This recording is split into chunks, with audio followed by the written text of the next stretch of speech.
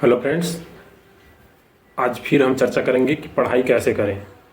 जो एक सीरीज़ शुरू की गई थी उसी के क्रम में हम आगे बढ़ते हैं कि पढ़ाई कैसे करें।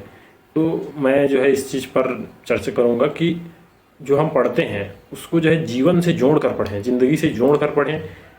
जो चीज़ हम पढ़ रहे हैं वो हमको अपने लाइफ स्टाइल में दिखना चाहिए प्रत्यक्ष रूप से, तो वो हमको लंबे समय तक याद रहेगा। जैसे मेरे साथ एक घटना हुआ अभी भी, लगभग 4-5 महीना पहले की बात है।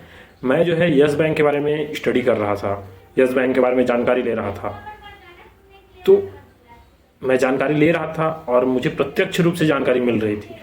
मैं गूगल के माध्यम से स्टडी कर रहा था कि क्या है उसमें, क्या खासियत है, क्या अच्छाई है, क्या बुराई है।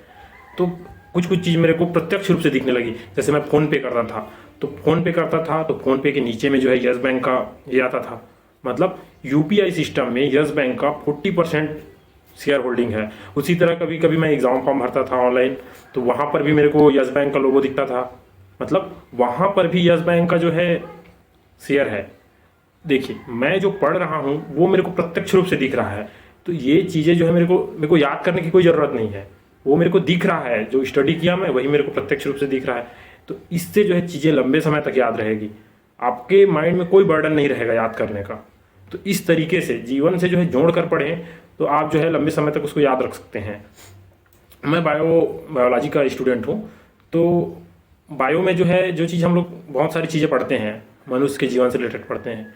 तो जो चीज़ हम पढ़ रहे हैं उसको खुद के जीवन से रिलेट करें, तो वो हमको लंबे समय तक याद रहती है कि हाँ, कि ये ग्रंथि कहाँ पे है, ये जो हार्मोन निकल रहा है वो यहाँ से निकल रहा है, ऐसा।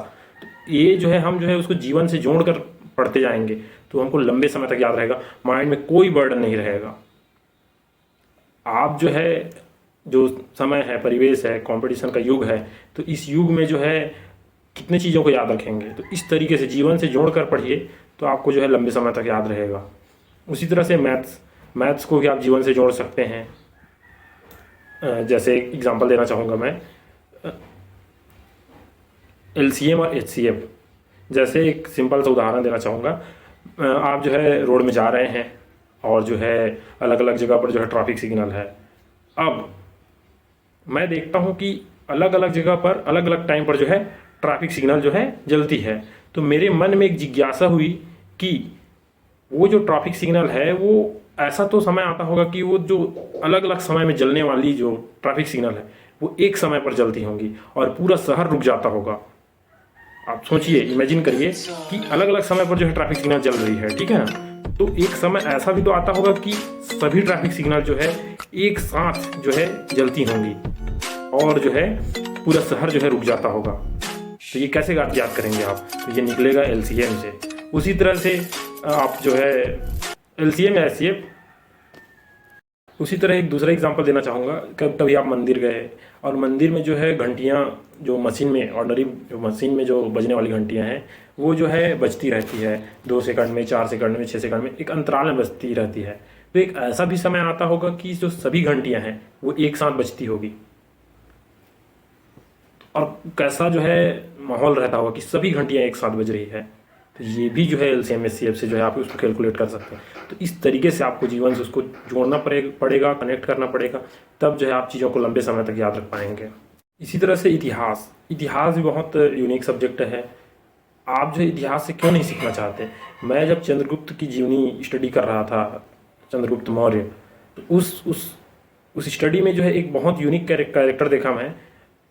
उसका नाम एग्जैक्ट मेरे को याद नहीं आ रहा है, लेकिन मैं चलो उसको एक नाम दे देता हूँ, कार्बीनाथ। कार्बीनाथ में ये बड़ी यूनिक क्वालिटी देखने को मिलती है कि वो हर चीज़ का बैकअप रखता था। वो अगर कोई सैनिक कोई भी दूसरा देश का या दूसरे राज्य का सैनिक उसके ऊपर आक्रमण करता है तो उसके पास बहुत सारा ऑप्शन होता था। अगर ऑप्शन ए उस फेल हो गया तो ऑप्शन बी, ऑप्शन सी।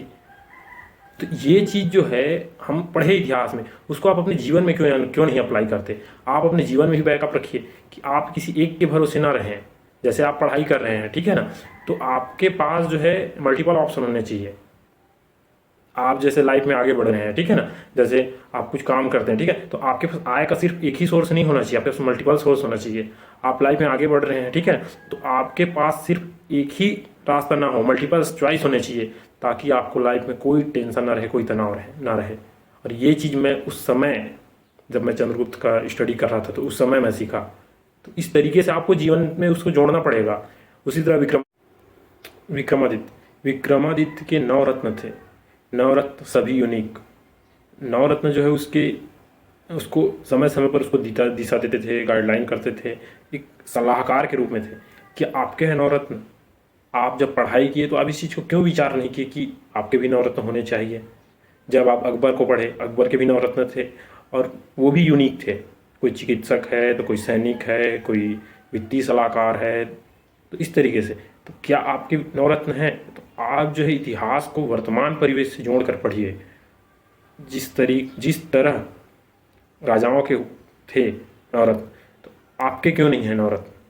इस तरीके से आप चीज़ों को रिलेट करिए तो आप जो है लंबे समय तक याद रख सकते हैं और लाइफ में बहुत ग्रो कर पाएंगे।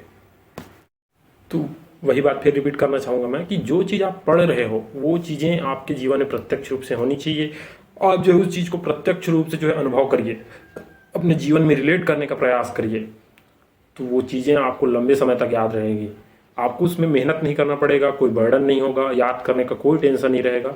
आप पढ़ाई करिए, जीवन से रिलेट करिए, कनेक्ट करिए, और जो है आपको शुरू में थोड़ा सा मेहनत करना पड़ेगा कनेक्ट करने के लिए, क्योंकि आप कभी इस तरीके से पढ़े नहीं हो।